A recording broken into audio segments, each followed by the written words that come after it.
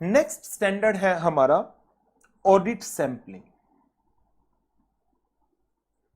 Audit sampling, audit sampling का मतलब क्या है?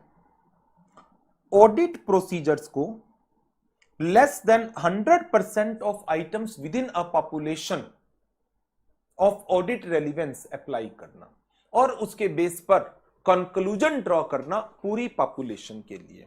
लेट्स से आपकी एक पॉपुलेशन है और उस पॉपुलेशन के अंदर 10,000 ट्रांजैक्शंस हैं, तो ये हो गई एक पॉपुलेशन। इसके अंदर each and every item is known as a sampling unit. इसमें से आपने लेट से 1200 ट्रांजैक्शन सेलेक्ट कर ली, उसको नाम दिया जाएगा सैंपल्स, सैंपल। और ये 10,000 आइटम इंडिविजुअली इनको क्या बोलते हैं? इंडिविजुअली इनको बोलते हैं सैंपलिंग यूनिट, और एग्रीगेट में इनको क्या बोलते हैं? पॉपुलेशन बोलते हैं। एग्रीगेट के अंदर सैंपलिंग दो तरह की है, एक स्टैटिस्टिकल सैंपलिंग और दूसरी नॉन स्टैटिस्टिकल सैंपलिंग। सैंपलिंग जिसके अंदर आप रैंडम सिलेक्शन को यूज करते हैं एंड प्रोबेबिलिटी थ्योरी को यूज करते हैं, उस सैंपलिंग को स्टैटिस्टिकल सैंपलिंग का नाम दिया जाएगा, बिकॉज दोनों ही स्टैट्स की टेक्निक है, एक रैंडम नंबर टेबल्स और दूसरा probability theory. An approach which possess the two characteristics. One is random selection. Random selection is done with the help of random number tables. And second one, probability theory. So any sampling technique which uses random selection and the use of probability theory, तो हम उस sampling technique को statistical sampling का नाम देंगे। और कोई भी सैंपलिंग जिसके अंदर ये दोनों फीचर नहीं होते, तो उस सैंपलिंग को क्या नाम दिया जाता है? Non statistical sampling. A sampling approach that does not have characteristics of random selection and use of probability theory is considered as a non-statistical sampling. Now, अब बात आ जाती है सैंपलिंग रिस्क की। सैंपलिंग का रिस्क दो तरह का होता है, एक रिस्क होता है ओवर रिलायंस का,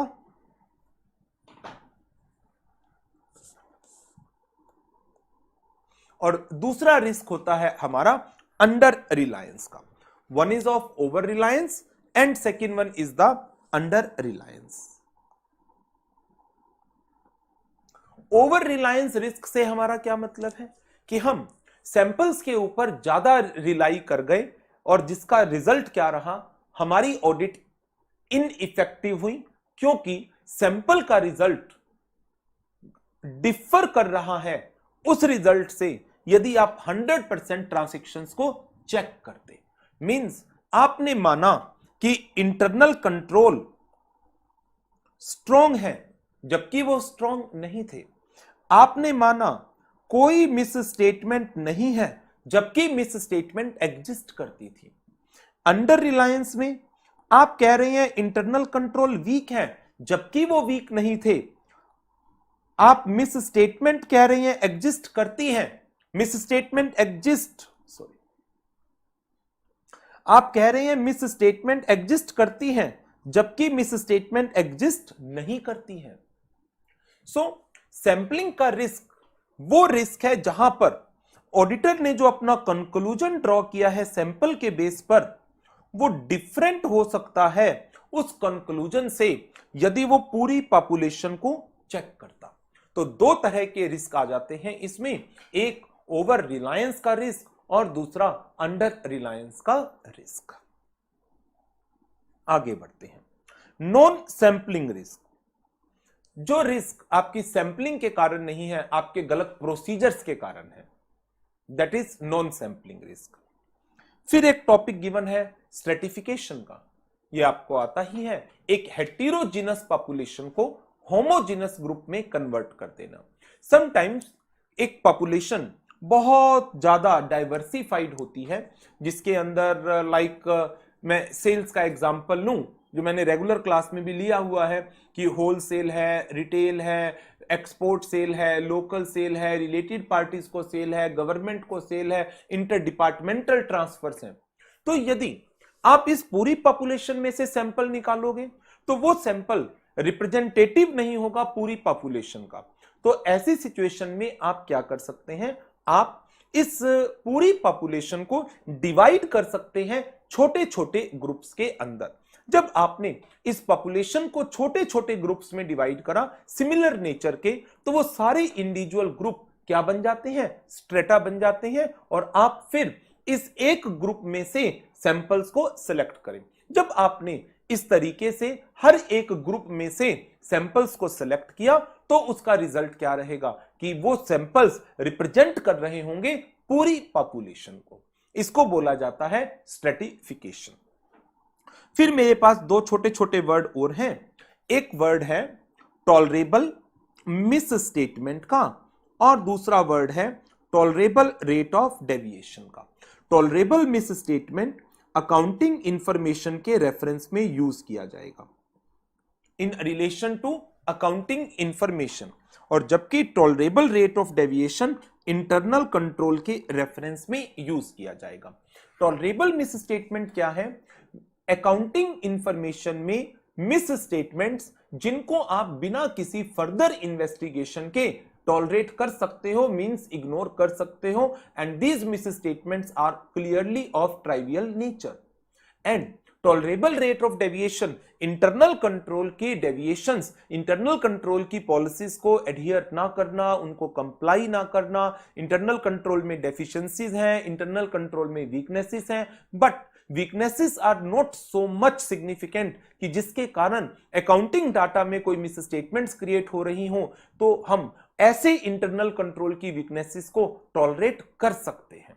तो tolerable rate of deviation that is deviation from prescribed internal control procedures, and tolerable misstatement एक मॉनिटरी अमाउंट है क्योंकि ये अकाउंटिंग इंफॉर्मेशन का डाटा है। और इसके लिए आपको SA 320 में आप एक वर्ड पढ़ते हैं and that is performance materiality, जिसमें एक तो वर्ड होता है materiality. Materiality is being determined for the financial statement as a whole, but कई बार क्या होता है, aggregate of some unidentified and uncorrected misstatements may exceed the materiality for the financial statement as a whole. तो यदि वो छोटी छोटी गलतियां मिलकर मटेरियलिटी को क्रॉस कर सकती हैं, तो ऑडिटर क्या करता है, उसको एक परफॉर्मेंस मटेरियलिटी लेवल को निकालना होता है जो मटेरियलिटी लेवल के नीचे होता है। तो यदि ऑडिटर को कोई गलती मिलती है परफॉर्मेंस मटेरियलिटी तक, परफॉर्मेंस मटेरियलिटी के नीचे, सॉरी परफॉर्मेंस मटेरियलिटी के नीचे, उसको वो टॉलरेट कर सकता है। बट यदि कोई भी गलती परफॉर्मेंस मटेरियलिटी के लेवल पर पहुंच रही है, जितना परफॉर्मेंस मटेरियलिटी का अमाउंट लेवल आपने सेट किया है, यदि कोई भी मिस स्टेटमेंट उस लेवल के ऊपर पहुंच रही है, तो आपको इंश्योर करना है कि आप उसको या तो करेक्ट कराएं as per the requirement of SA 450, या फिर आप अपनी रिपोर्ट को मॉडिफाई करें as per the requirement of SA 705। तो ये दो वर्ड और हैं हमारे पास, एक टॉलरेबल मिस स्टेटमेंट का और दूसरा टॉलरेबल रेट ऑफ डेविएशन का। इनके ऊपर एक दो बार आई थिंक क्वेश्चन आए हुए हैं, ये आपको याद करने हैं। देयर आफ्टर फिर बात आ जाती है कि जो SA 530 है वो किस तरीके से अप्लाई होता है। उसके लिए मेरे पास तीन तरह के स्टेप्स हैं, तीन स्टेप्स हैं। सबसे पहला स्टेप आ जाता है सैंपल की डिजाइनिंग का, साइज का एंड सिलेक्शन का।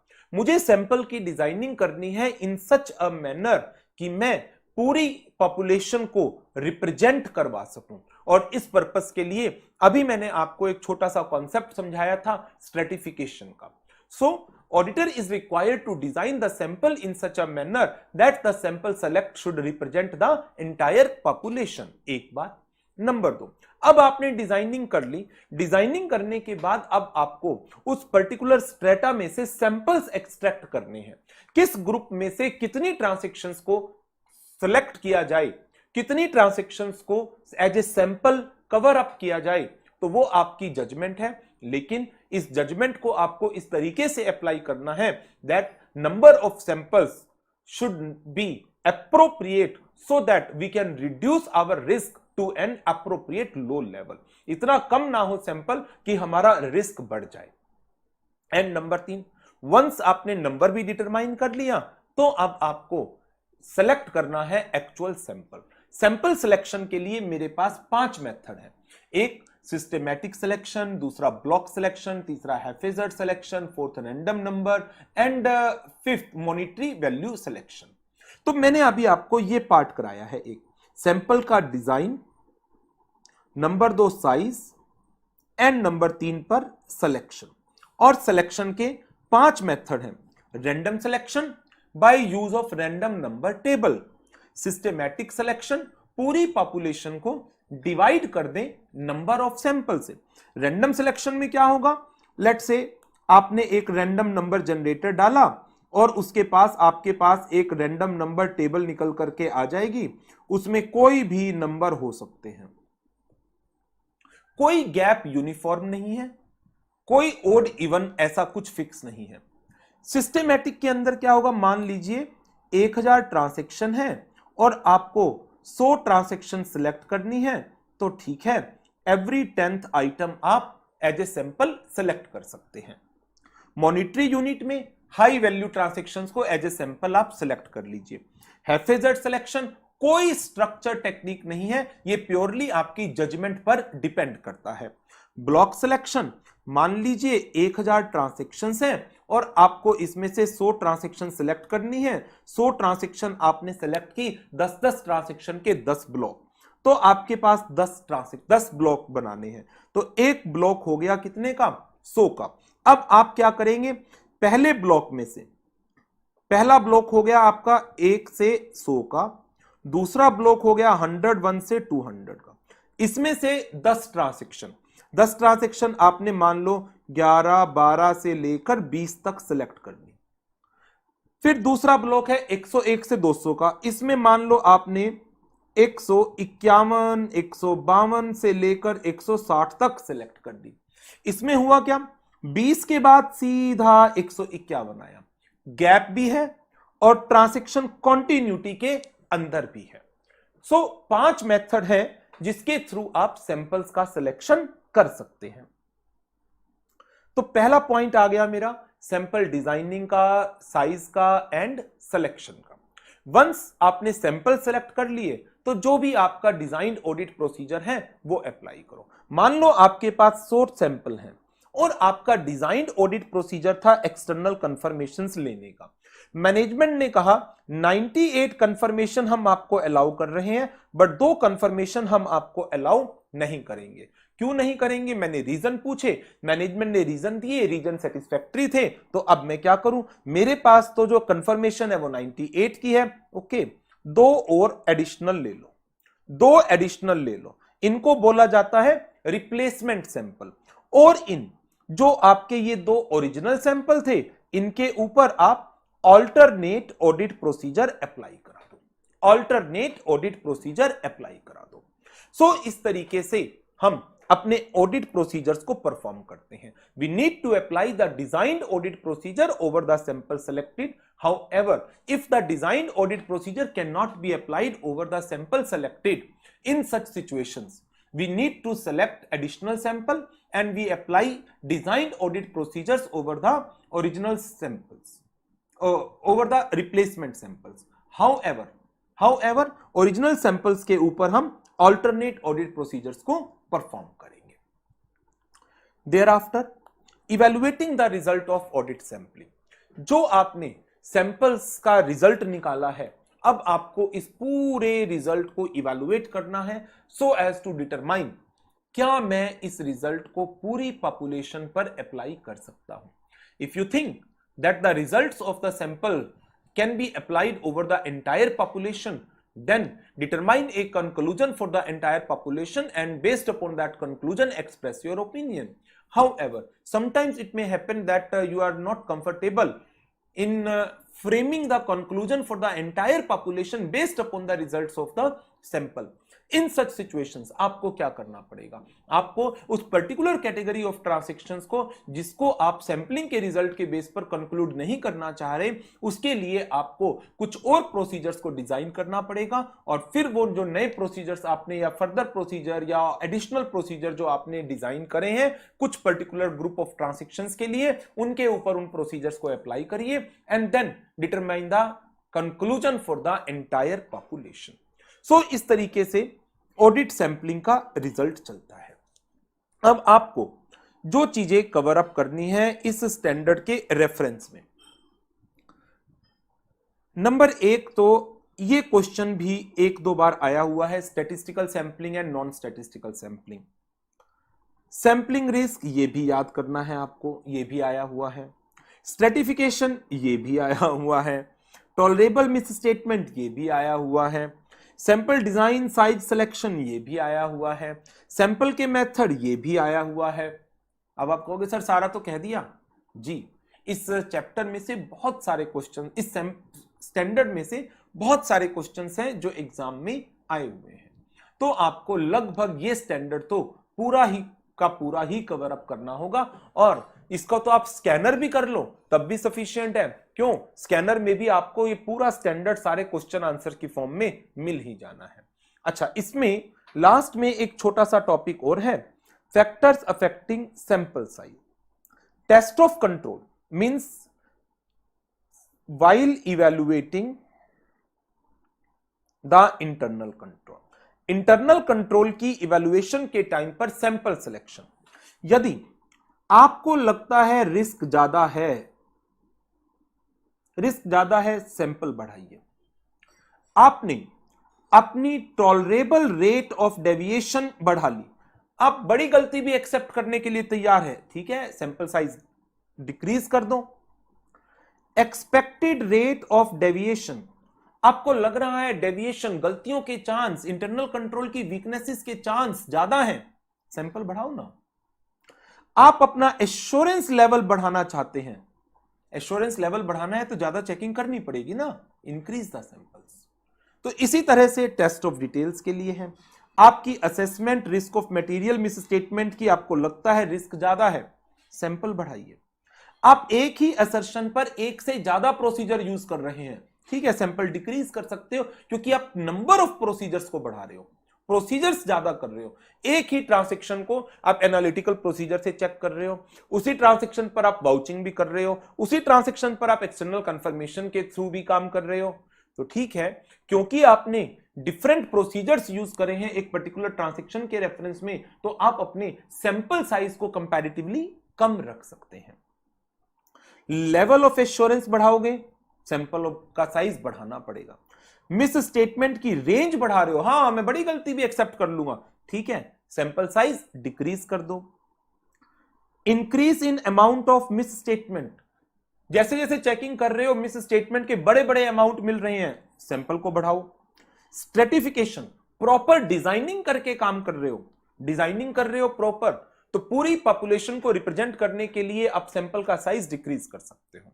जैसे से फॉर एग्जांपल, यदि आप इस पॉपुलेशन में से, आप पॉपुलेशन में 5 तरह की ट्रांजैक्शंस हैं, आप चाहते हो आप एक सैंपल निकालो और उसमें 5 कैटेगरी के सैंपल आ जाएं, 5 कैटेगरी के सैंपल आ जाएं, और आपने इसको स्ट्रेटिफाई नहीं किया, तो आपको कितने सैंपल निकालने पड़ेंगे सोचिए।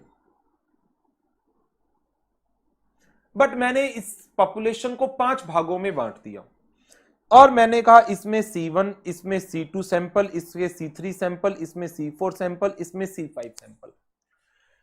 यदि मैं ऐसे स्ट्रेटिफिकेशन करके सैंपल्स को सिलेक्ट करता हूं, उसका रिजल्ट क्या होगा?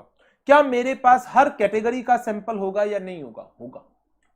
बेशक मैं यहां से 2 निकाला, यहां से 1 निकाला, यहां से 2 निकाले, यहां से 2 निकाले, यहां से 1 निकाला, बट यदि मैं इस पूरी पॉपुलेशन में से 8 सैंपल, जैसे मैंने यहां पर ये टोटल 8 सैंपल निकाले, यदि मैं यहां पर 8 सैंपल निकालूं बिना स्ट्रेटिफिकेशन के, और मैं चाहता हूं कि मेरे सैंपल में 5 की 5 कैटेगरी आए, तो मुझे सैंपल के साइज को बढ़ाना पड़ेगा। लेकिन यदि मैंने स्ट्रेटिफिकेशन कर दी तो मैं सैंपल के साइज को डिक्रीज कर सकता हूं। इसके क्वेश्चन सारे थ्योरेटिकल हैं। Write short note on statistical and non statistical, sampling का risk, tolerable misstatement, sample design size selection, audit sampling on a random basis, an auditor while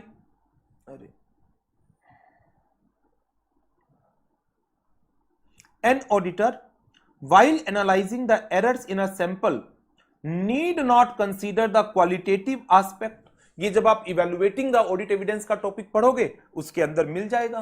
qualitative aspect क्यों consider ना करें, उसको भी consider करना पड़ेगा हमें। Methods of selection of sample 5 है। Haphazard selection, block selection, principal method of designing of samples, सारे थ्योरेटिकल क्वेश्चन है जो इस स्टैंडर्ड से